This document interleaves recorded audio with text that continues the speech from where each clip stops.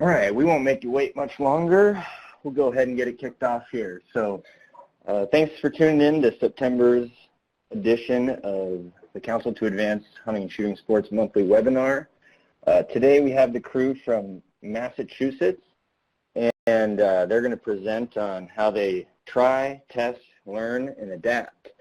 So our presenters today will be Astrid Hoosby, the R3 coordinator for Massachusetts, and Chris McCarthy, who is the Associate Director. So before we get going, if you have any questions throughout the presentation, just ask them or type them in the lower right-hand chat box, and we will address them after they're done presenting.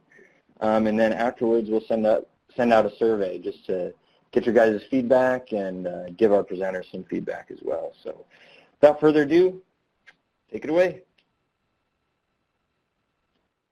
Hi, I hope you can hear me. This is Chris McCarthy. Thank you very much, Cyrus.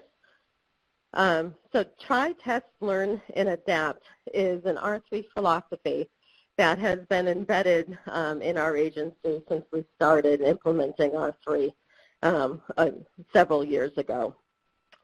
It's a straightforward philosophy, kind of makes sense. We're willing to try new programs as long as we're able to test them. We learn from our mistakes and we adapt all along. So this is embedded from everything from our leadership, from developing and evolving our leadership team and our strategy to our on-the-ground efforts. So Massachusetts has been in the R3 game probably since about 2002, and we've been evolving ever since. In 2002, we hired our hunting R3 coordinator, who is Astrid Hoosby, who will be running most of this webinar today. But at that same time, I was taking over the CFO duties, and I approached R3 from a different side, where I had the responsibility for revenue and for federal assistance. And so I had a different, definitely a different mindset. Astrid had that definite programmatic focus. At first, we weren't collaborating efforts too much, but then eventually, it probably took process over about a year. Astrid and I started working very closely and starting to really formulate a stronger R3 program. That approach was working well, and we soon realized that we needed to, we had a missing link in our program. We identified our first gap, and that, of course, was adapting to a marketing approach. So what we did is we ended up hiring an outreach and marketing coordinator in 2014, and that was Nicole McSweeney. Nicole came into our program and joined our R3 team right away, and we were able to really start ramping up our efforts in Massachusetts. We're learning very quickly that our marketing efforts are showing to be quite productive. We'll have the opportunity in the future to give a future webinar on some of our marketing efforts, so we're not going to focus on that today. But that has been that with Astrid has been a critical component to completing our team. As we continued to progress through R3 and we were building our program, our director saw a need, which is a very interesting step, I think. And what he did, working with the support and with our Fisheries and Wildlife Board, he reorganized our agency and put R3 under the direct supervision of an upper management employee, which was myself. So now R3 was officially under my responsibility. And this ensured, it was a very unique strategy, this ensured that R3 remained a priority in this agency and that it received proper funding. In fact, I'm also still the agency CFO. So that actually indicates how important R3 was to our agency. Our director realized it was a priority, needs to maintain a priority, got the support for our board. So we have very high level support in our R3 program. So meanwhile, Astrid, Nicole, and I were plugging along, we're walking around, and we're establishing a pretty sound R3 program. But as we evolved, we're becoming a very data-rich agency. But we identified another gap, an important gap that we had, and that was we were lacking the expertise to analyze that data to help prioritize and drive our R3 efforts in a more efficient manner. So that led to our last member of our R3 team, now, and that's Jody Simos. He is our Human Dimensions and Project Leader. He started 8 months ago to address this last big need that we had identified. So basically, we took a few different approaches to try to get to answering these questions. We looked at contracting, we worked with the university, and we looked at some internal methods. All of those had pros and cons, but we landed on the decision that hiring a Human Dimensions Project Leader was the best route for us to go. So now we had a very solid R3 leadership team in Massachusetts with expertise in marketing, data, and programs, and also us as our R3 coordinator, and high-level leadership to ensure R3 was going to maintain as a priority in our agency. So we knew this was working for us, so we wanted to take this a step further. And when we were developing an R3 plan to ensure this team approach filtered down from that high-level buy-in that we have from our director and our board all the way through our entire agency. And that's the approach we are taking for the development of our R3 plan. So I'm going to turn it over to Oscar, who's going to take us through our R3 process.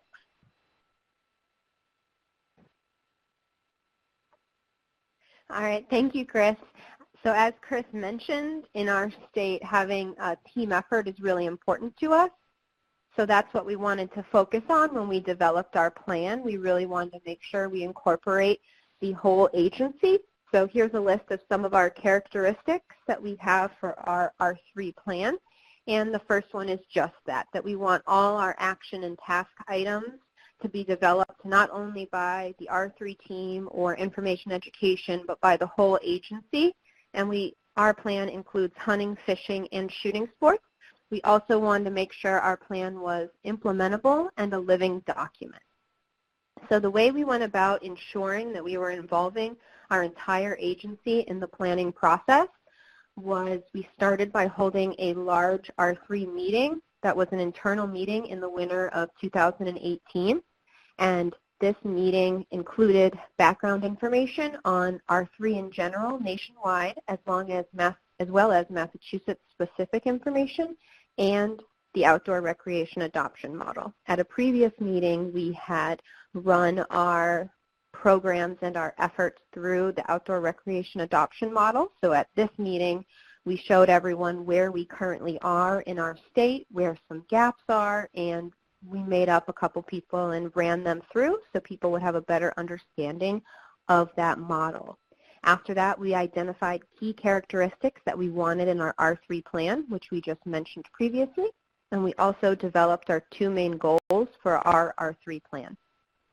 When we were at this meeting, we realized that we really wanted to dive in and develop actions and tasks together, but it would have been impossible to do in that one setting. So we decided to develop 11 different work groups and hold meetings. And in these work groups, we invited our whole agency, so all sections, wildlife, fisheries, natural heritage, endangered species, as well as all of our districts to attend these work group meetings.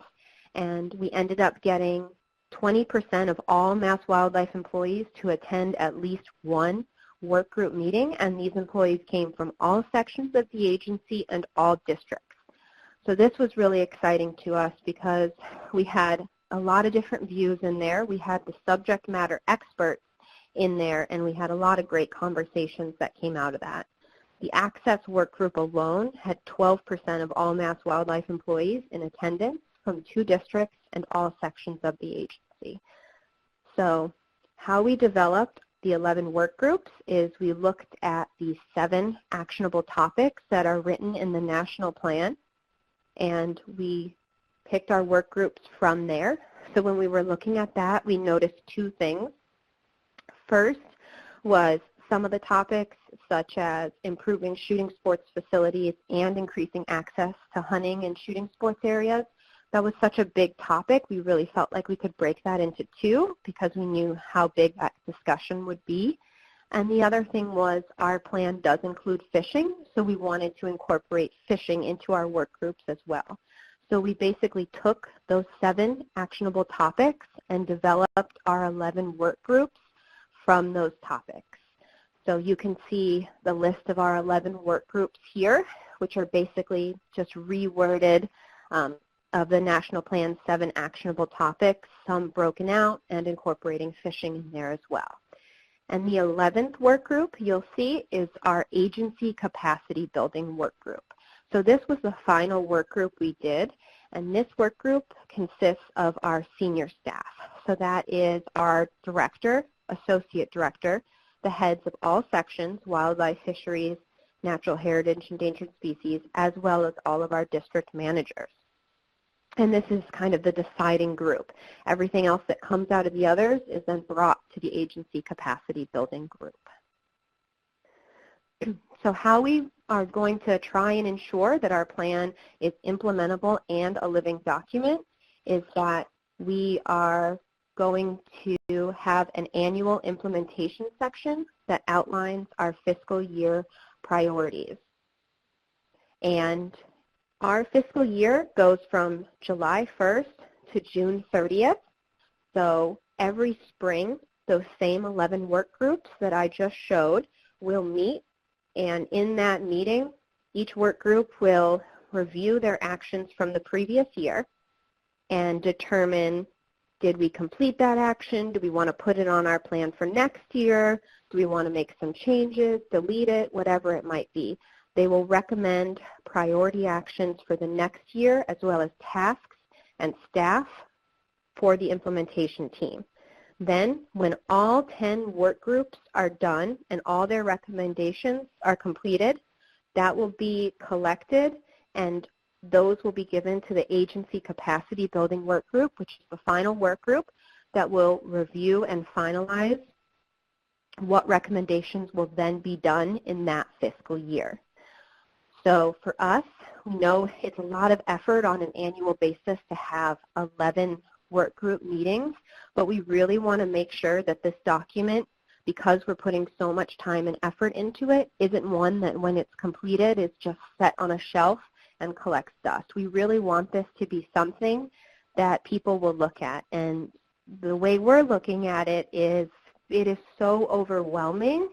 When we had our 10 work group meetings, we came up with over 20 pages of actions and tasks that we are interested in Massachusetts. And obviously, that's not realistic to do in a year, 2 years, even 5 years. So when you have such a large document, we want to pull out what is realistic for that year and what we want to do, what our priority is for that year, and let the whole agency focus on that on an annual basis. So where we are right now in our R3 plan is it's still very much a work in progress.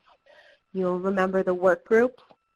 We had our original agency capacity building work group where we all met and discussed everything that happened in the other 10 work groups, and I provided them with that 20-page document of all the priorities and tasks that came out of those other 10 work groups. And unanimously, the agency capacity building work group decided that we should go through every single action and task together as a group, which is going to be a total of probably 16 hours of work group meeting time. And when you think about who's on this work group, all senior staff, the director, associate director, all our highest level people, to donate that much time to focus in on this and make sure we're getting the actions and tasks how we want them in the plan is really exciting to all of us on the R3 team.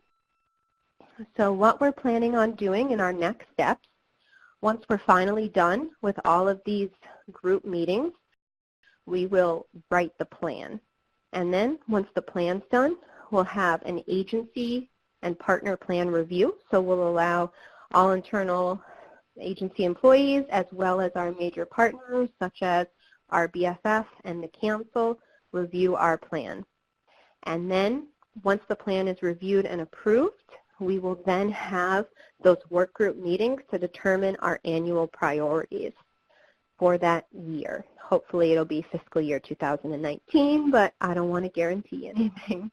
And then once all that's done, we are planning on holding an R3 summit for our partners. And you've probably noticed that I haven't mentioned our partners yet in this plan. And the reason being is we really wanted to focus originally on ourselves and our agency and really get that agency buy-in. And then once we have that, we want to bring in our partners. We know that we cannot do this without our partners. This is not something one agency can do themselves. And when we were in these work group meetings, there were many times where our partners were brought up, and they're thread throughout the plan already. But what we wanted to do is when we got this together, we wanted to have an R3 summit and get everyone involved, excited, and say, as an agency, we've decided where we can see where our gaps are, and we need your help in filling these gaps. And the nice thing about the plan is that it is a living document. So when we meet with our partners, which include industry partners, NGOs, sportsmen's clubs, our volunteers, if something comes up that we didn't think about in the plan or changes that maybe should be made, we can do that on an annual basis because we've developed the plan to be changed every year. So that's what we're hoping to do for our R3 plan. And you can ask me in a couple years how it actually turns out. We won't know. We're still in the process. But those are our plans and where we are in the process so far. So while we're working on our R3 plan, which is our top priority, we still have other initiatives we're doing within our agency. And here's a list of some of our initiatives. I'm not going to go through every one, but I'll just highlight a couple. You'll see this spring and last spring we did a fishing digital marketing campaign, which included email and postcard retention efforts. We're also trying enhanced tracking and analytics on both website and printed resources. So one thing we did this spring and summer is we developed a small postcard that angler education graduates could take with them when they left our fishing programs, and that card had a coded URL on it. So if people came back, if people went to that website, the only people that could find that website would be people that got that card. So it helped us track our angler education participants and figure out who's trying to take that next step. And we want to do that and are hoping to do more things like that in the future because we really want to evaluate our core agency efforts, one of them being the angler education program, but also all our R3 programs, as well as our stocking programs. And we also are working to expand our industry partnerships. One partnership we're working on, for example, right now is we're working with the Cabela's in our state, and we've had a great partnership with them so far. We have a couple examples of things we've done is they have donated rods to us, which we not only used in angler education, but we also used in our spring fishing digital marketing campaign. And we have held seminars at their location to bring people into their stores. We also are working to develop end caps in their stores. And we have also, we developed small cards last holiday season. Yeah, that's what's going. Sorry, someone's calling me on my phone. Our power went out at our office, so I'm doing this at someone's house right now, so full disclosure. Okay, where was it? So last holiday season, we had to develop small cards, and those said, give the gift of a hunting and fishing license, and Cabela's put that in every bag during the holiday season, the month of December. So we've had some great partnerships with them, and we're really looking forward to what happens in the future and building our partners with other industry. And the final one you'll see there that I listed is the Learn to Hunt program and clinic. And we are just going to dive into one of these today just for timing, and the one we're going to do is the Learn to Hunt. So here is the Massachusetts Learn to Hunt initiative. So as many people probably on this call, your state and ours as well, we realized that most of our courses, our hunting programs we had were either for youth or women. We didn't have many adult only or adult programs that a male in his 30s could attend. So back in 2014, we realized this is something we wanted to do, so we thought about who should our target audience be. And we thought about how we should structure the program. Well, one thing we looked at is our hunter education database. So here in Massachusetts, we have a hunter education interest database. So if someone goes on our website and decides they want to take a hunter education class, they can sign up to be notified. Currently, we have 14,000 individuals listed on that want to be notified about our hunter education classes.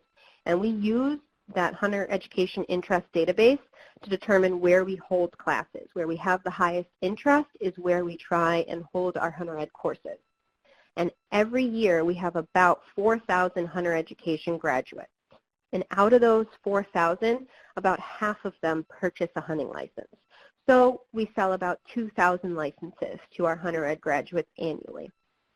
So when we were thinking about developing a Learn to Hunt program, we thought originally maybe start from the beginning, start from awareness and move them all the way through. But then when we thought about it, it seems like we already have so many people that have already shown they have an interest in hunting, and they've even taken that next step to get the requirement.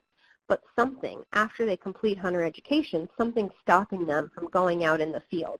And to us, that looked like a low-hanging fruit, that before we try and get back to awareness and bring someone all the way through the outdoor recreation adoption model, why don't we start by just targeting those hunter education graduates that didn't purchase a license, because they already have made those original steps.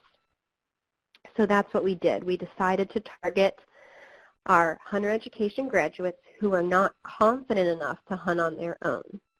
And that's who we decided would be our target audience for the Learn to Hunt program.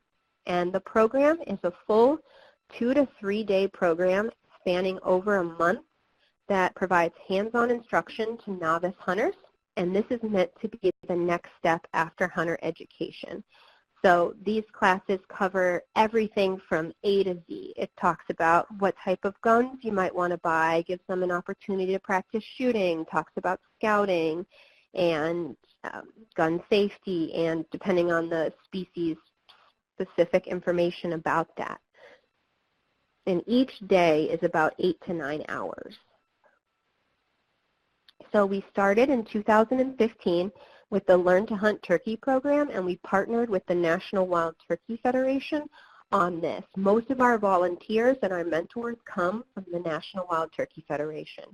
And when we sent out our original email, the program that we send it out with only sends about chunks of 200 at a time. So before the email was even fully sent, we had already filled the course. And what that caused is people calling us who wanted to apply the second they got the email, and we already had to tell them the course was full. So that taught us two things. One, it taught us that there's definitely an interest for this. And secondly, we need to figure out a new way to get people in the courses. So moving forward, when we did the Learn to Hunt Deer program in the fall of 2015, instead of doing first come, first serve, we decided to build an application. And that application was open for just under a week. So that helped us because A, people, regardless if you open the email the second you got it, or a day, or even a couple days later, you still had an opportunity to apply for this course. And B, we were able to pick the best candidates because we could put whatever we wanted on the application form. So the application form includes questions like, what's your confidence level hunting? What's your confidence level deer hunting? Have you ever harvested a deer? What support do you have from friends and family? So we ask these type of questions. Do you have any shooting experience? And we weight each question so we try and get the best candidates in the class. And we always have a waiting list for this course, so we are able to do that. When we develop these Learn to Hunt programs, they're very time intensive. I mentioned 8 to 9 hours per class, so up to 24 hours for one class of classroom time. So, and that was made for new hunters. So we wanted to develop clinics that would be targeting lapsed hunters, active hunters, or our Learn to Hunt program alumni, because we realized if someone does one class, they still might need some more information. So what we're targeting in the Learn to Hunt clinics is that's more of a retention and reactivation tool. So our course lists are skill specific or species specific. So the people we're targeting might be a lapsed hunter that we're trying to bring back into deer hunting, or it might be someone that currently deer hunts, but we want to bring them into turkey hunting. So maybe we're going to invite them to a Learn to Hunt turkey course. So those are the type of people, and these courses are much shorter. They range from 1 full day all the way down to an hour of a class. So here are, you can see the list of some of our previous courses, and I just wanted to highlight one of them. We did a turkey calling clinic, and we do them sometimes like full 4-hour turkey calling clinics, which people love. They're one of the longest lists to get into those. And the National Wild Turkey Federation holds their quarterly board meetings at our field headquarters. And back in 2017, one of our NWTF state board members mentioned at a meeting, you know, we always are holding these clinics. They, you know, people give up their weekends, whatever it is. You can maybe get 5, 6 instructors there. He said, looking around the table right now, we have 15 expert callers sitting at this table, and we're all here at the same time on the same day. Why don't we do a calling clinic before our quarterly meetings? So that's what we did. So the next couple quarterly meetings, we have held 1-hour turkey calling clinics the hour before the meeting. So all the state board members just get here earlier. We break it into 3 rooms. So you have a mouth call room, a pot call room, and a box call room. People sign up and they come in and they spend 1 hour in whichever room they decide. Either they bring their own call or we have some provided, and they get an hour of hands-on instruction by expert callers.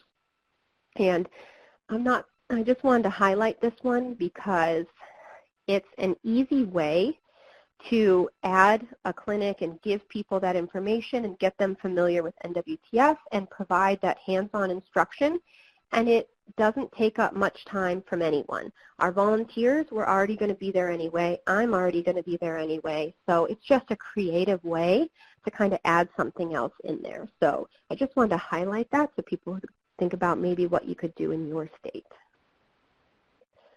When it comes to picking our participants for the Learn to Hunt program, we advertise using an email that's sent out that has a link to our application. And we send this email to our Massachusetts hunter education graduates who have never purchased a hunting license, as well as graduates who purchased once but haven't in over 2 years, so our lapsed hunters, as well as our Learn to Hunt alumni and our Learn to Hunt email list. So we have on our website information about our Learn to Hunt program, so if someone wants to, they can email me and self-select to get that notification. And you'll see here, it's a map of the distribution of participants we have for this program. This isn't all our participants. This is just a screenshot of some of them from a certain class. But you'll see, I don't know if you're familiar with Massachusetts. We are very densely populated, 3rd most densely populated state in the country. And we have a lot of suburban and urban areas. But if you cut us in half, pretty much most of our suburban and urban areas are on our east side or on the right side near Boston and that whole area. And then the left side of our state, or the western side, is where you see our more rural towns. And you'll notice on the map that most of our participants are coming from our more suburban and urban areas in our state. And that matches what we're seeing in our license data and our hunter education classes, in that the greatest growth is coming from those areas. So when we developed the Learn to Hunt programs, we were trying to think of ways we could also include social support. So beyond just the classroom activities, what could we do to get these people communicating with each other? So there's a list of some things we did. First one is we invite people to future courses. So if you've completed a Learn to Hunt course and you want to participate in another one, you can be kept on the email list so you'll be notified of future clinics. The other thing is we provide opportunities for our NGOs to present. So as I mentioned before, NWTF is one of our partners, our main partner for this, and they are almost always there as volunteers, and we always give them or any other organization that might be there the opportunity to speak and talk about their mission. And I know at one of our calling clinics, we had 36 participants in it. NWTF did their talk about their mission and getting membership, and 30 of those 36 participants left there NWTF members. So that's mutually beneficial because obviously NWTF is gaining more members. In fact, Learn to Hunt had a table at one of our banquets this year for NWTF. And also we're getting those Learn to Hunt members to join that community and be part of that organization. The other thing we do is we tried an end of season party as well as a Learn to Hunt Facebook page. So that end of season party, what we did is at the end of turkey season, we tried to have a lunch, and this lunch included a gun cleaning course, so people could bring in their shotguns. We'd take them apart, have them clean them, helping them with it, put them back together so that their gun would be clean and ready to be put away at the end of the season. We also provided lunch for that, so everyone could enjoy lunch. People would sit around and talk about their stories, things they learned, successes, funny stories from season, and then we'd end it with a 1-hour fall turkey calling seminar just to talk about the differences between the season to try and get them excited for that next season. And we were hoping this would work to try and build that social support, have people talk to each other, have a good group there. We would invite all participants, both program and clinic, and we tried this for 3 years, but we really had limited success. We didn't have the outcome we wanted out of it, so we have since tabled this. We are no longer doing the end of season party. That doesn't mean that we might not bring it back with some tweaks in the future, but for now we have stopped doing it. And the other thing we did is we created a Learn to Hunt Facebook page. And when we developed this page, we really wanted a place for Learn to Hunt participants to be able to talk with each other. So when we developed this, it was actually created by an NWTF board member because we didn't want it to be an agency page. Now, as an agency employee, I am an admin on that page because I'm the one that invites people to it, and I'm the one that accepts people onto that page because it is a private group. We want to ensure that it stays Learn to Hunt graduates from clinics or programs, as well as all of our instructors or mentors. And you'll just see I've highlighted a couple of the things that people have mentioned on this page. I'll just mention a couple of them. The one on the far left, you probably can't read it on your screen, but that was one of our Learn to Hunt participants that just asked if anyone could take him out rabbit hunting. He wants to try it and has never done it before. And that sparked a conversation between tons of our Learn to Hunt participants. And from that conversation, I believe 6 or 7 Learn to Hunt participants who had never even met before met at one of our wildlife management areas and all went rabbit hunting together. None had ever been rabbit hunting before, but one of them had bought a book. So they looked at the methods in the book, looked at some diagrams, decided which method they were going to go with, and they had a day out there. And no one got a rabbit, but they had a very fun day. So it's just an example on how they were able to develop that without our help, just having that page there. And then the middle post you'll see right there, people always provide their success stories or pictures of them out in the field on this page because they know that they're going to get a lot of compliments and people are going to respond back. They're going to get that social support they've been looking for that they might not get on their own Facebook page. So, we talk about the locavore movement and people really wanting to make sure that they, they're hunting for meat, to be able to provide food for their family. And I just thought the middle post was a good example of that. That was one of our Learn to Hunt program participants who, after completing the course, shortly thereafter, he moved to New Hampshire and has since kept hunting there, and 3 years later was finally able to harvest his first bird on his own. So New Hampshire, if you're on the call, I'd like to say you're welcome. And what he put in that post, if you can't read it, is he talks about how he made sure to use every part of the animal. So he used the feathers, the tail, the beard. He also ate everything. So he ate the liver, the heart, the testicles, and the gizzards. So he's definitely making sure that no part is going to waste, which is admirable. And then here's just another shot of some of the things from the Learn to Hunt Facebook page. They're just some questions people ask. So people will ask questions during season, and you may have other instructors comment on them, and you'll also have other participants comment on them. And with the Learn to Hunt Facebook page, it's not the answer to social support. We need to do more than just that. But the nice thing about it is it's easy to do. We don't manage it. NWTF doesn't really manage it. We just provide that opportunity for people to be able to communicate. So how do we evaluate these Learn to Hunts? Well, surveys, surveys, surveys. We have an application that's basically a survey. We then have a pre-survey, a post-survey, and an end-of-season survey. So what that ends up being is hundreds of pages of surveys that I do not have the time or resources to evaluate. And I'm sure I'm probably not the only person or the only state in this country that has that same issue. And we also are trying to do long-term tracking. So when Chris was mentioning a need that we saw earlier, of course now having a human dimensions specialist on board is really helpful, because moving forward we hope to really be able to dive in and evaluate these Learn to Hunt programs. So here's just an example of something our human dimensions specialist has done so far, is he developed an unmet needs chart for one of our Learn to Hunt clinics.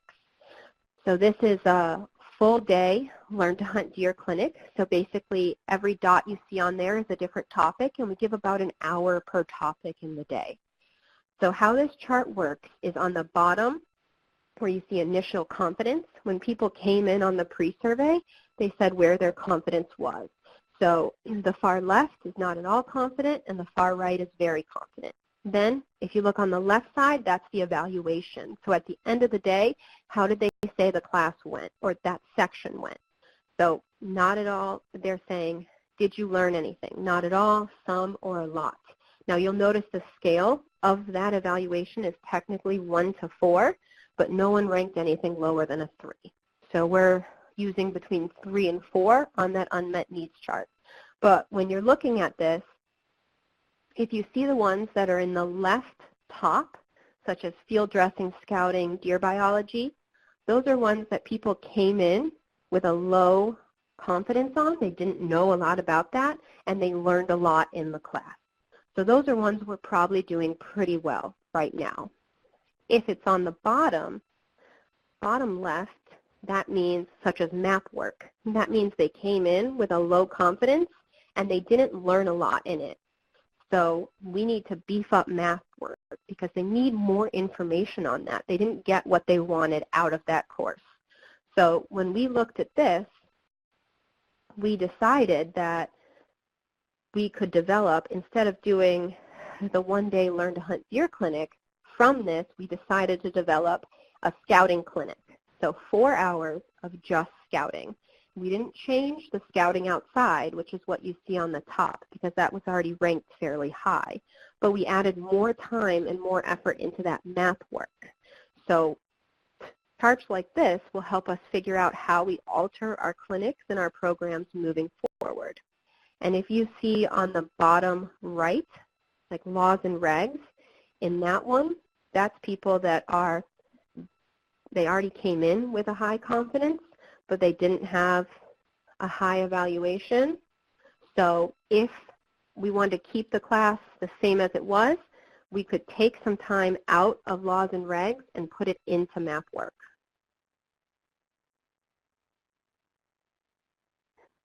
All right, so moving forward, here is some of the evaluation that we've done of our Learn to Hunt programs. So we examined 13 clinics and programs, specifically deer and turkey, from 2015 to 17. Basically because that's all we have so far, because we didn't start it till 2015. So what we see is that in the year that the course was done, to turkey hunt in Massachusetts, you need a hunting license and a turkey permit. So 78% of program participants bought a turkey permit the same year that they completed the course, and 65% of clinic participants. Then after that is their retention rate. So that same group, a year later, 75% purchased. 2 years, 66%. 3 years, 50%. Then if you look at the deer programs and clinics, those are fairly similar. Purchased the same year, 80% of program participants and 62% of clinics. And then 1 year after, it was 85%, 2 years was 63%, and 3 years was 52%. So we are seeing a decrease each year. And I did want to point out that 1 year following that retention rate of our Learn to Hunt participants is about equal, if not slightly greater, than our annual retention rate of our hunters, which includes those hunters that have been hunting for their entire lives. So when you think about this audience, we're already focusing on a more vulnerable audience, and yet we're seeing equal, if not greater, retention rates than our current hunting audience. So while we'd like to see all those numbers stay up there, this is still promising to us. So moving forward, we really want to learn and adapt. And now that we have a human dimensions person on board, we really want to focus on that learning. And the 3 things we want to focus on is we want to identify characteristics of successful program participants. We want to better evaluate our surveys to identify knowledge gaps. And we want to continue tracking participants over time. And the reason why is when we talked about that application, if we can identify characteristics of successful program participants, so that 52% that are still buying a turkey permit 3 years later, if there's characteristics about those people that we can identify, we can then weigh them higher in our application since we still have a waiting list. So if there's certain things that we find lead people to become more active in this, we're going to target that audience so we really get the cream of the crop in these courses. And we also can develop new clinics based on the unmet needs chart that you saw before, or better evaluating our surveys. And you saw that we're already having natural drop-off each year. So seeing that, we want to start by developing a communication strategy specific to our Learn to Hunt participants to try and get them hunting each year. Because beyond inviting them to other courses, we currently don't email them and say, as a reminder to get your turkey permit, or antlerless deer permits are available. So moving forward, we're going to try and develop a communication strategy. And if we identify courses that are most successful, we want to increase the scalability of those courses. Currently, all Learn to Hunt programs pretty much are being run by me with help from others. So when we figure out what we want out of these courses, we want to give that curriculum to all our partners and allow them to do them. And we're happy to do registration, but we really want to provide that information to people. And, in the end, our ultimate goal is just to build the best class we can. Anyone on this webinar that does programs, you know the amount of time and effort it takes to do them. So you want to really provide the best opportunity you can in hopes that people get out there and get hunting. So with that, are there any questions? Awesome. Yeah, we got a couple questions in the hopper. So first one's pretty easy. Dan is asking if Massachusetts has an apprenticeship license. We do not have an apprentice license here in Massachusetts. So The only people that can hunt without hunter education are minors under the age of 18. Alrighty. And then I had a question. Have you seen an increase in participation from those urban and suburban areas since changing your guys' efforts, or was it kind of always trending that way? This is Jody chiming in. So Southwick and Associates did an analysis and looked at our data between 2012 and 2015, which is, we can only go back to 2012 with electronic data. And he first noticed that increase in urban and suburban areas. And then since then, you know, we've seen the same trend continue. So it's hard to say how far back, you know, it's gone. I'm going to let Chris chime in too. She might have something to add. Hi, it's Chris. What I'll add to that is we do know, because we track our hunter education interests, that when we saw these numbers from Southwick Associates, it lined up with our hunter education interests, which was also growing in suburban and urban environments. So that trend was probably not likely as a result of the program. It's almost, it helps us target our hunter education efforts and thus our learn to hunt efforts as we go along. Okay. Awesome. David wants to know how many participants you guys have had in your Learn to Hunt programs. Yep, so we've had 553 unique individuals in our Learn to Hunt program, and we have multiple repeats. So a lot of people do come and take multiple courses. Okay, awesome. Katie asks, how are you guys building and tracking the progress and results of the plan internally, especially with so many people involved and so many items to follow? How frequently does your smaller R3 team meet? Well, the benefit of our smaller R3 team is we basically all sit together, so we meet every day, like specific to our plan.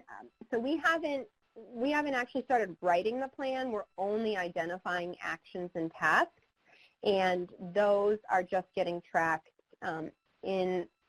I have the master copy of everything, and I'm tracking them and adjusting it per each time. So that's basically staying in a Word document of those items, and I'm the one organizing that overall.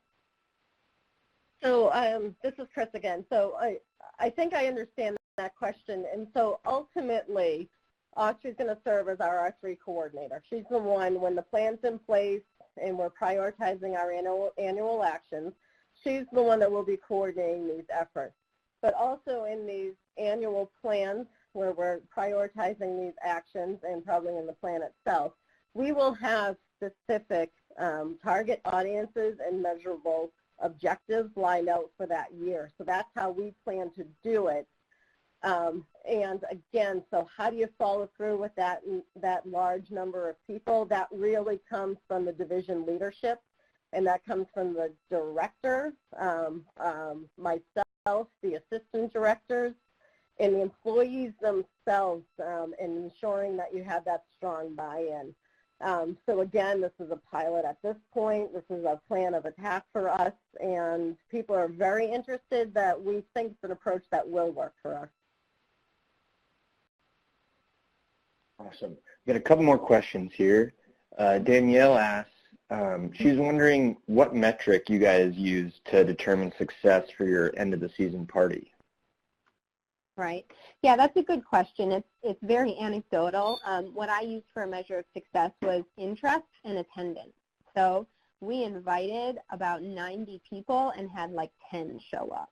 So to us, it wasn't worth the investment to have all the instructors there to teach and provide the food, and it was also difficult to get people to RSVP yes or no to order the food.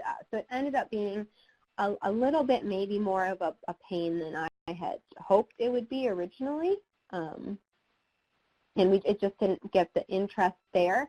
And then the people that did attend, some people would solely attend just for the lunch. They didn't really need the gun cleaning. They didn't really stay for the turkey stuff at the end. So I just would like to think about that one a little more before we do it again. All right, this next question is also has to do with the end of the season party. Ryan asks, are there any specific personnel there to assist with your with the how-tos of appropriately cleaning firearms, such as a certified gunsmith or certified armor? Mm-hmm. Yeah, it's a great question. I don't have anyone like a certified gunsmith or armor there. I just have learned to hunt instructors that when people apply to become instructors, they specify what their skill set is in, and I have some that are NRA certified instructors, and those are the ones that tend to teach that section, and people that are very familiar with guns in general and able to successfully help teach that section. But if you can get a gunsmith, yeah, sure. Yeah, all the better. We've got a couple more rolling in here. We'll get through as many as we can before 2 o'clock here. Jessica asks, how do you assemble your 11 staff working groups? Do staff volunteer participate? Is it directed from upper level management? Are there employee incentives to get staff involved? Yeah, so what we did is we wrote an email about the importance of these working groups, and a bit of, for each one, we specified what was listed in that working group, so what it entailed. So what is access, all that kind of stuff, to try and make different sections of the agency realize how that relates to them. And then that email was sent to all senior staff, and then it was senior staff's responsibility to then email that out to their employees. So, it would go to the wildlife section, and the wildlife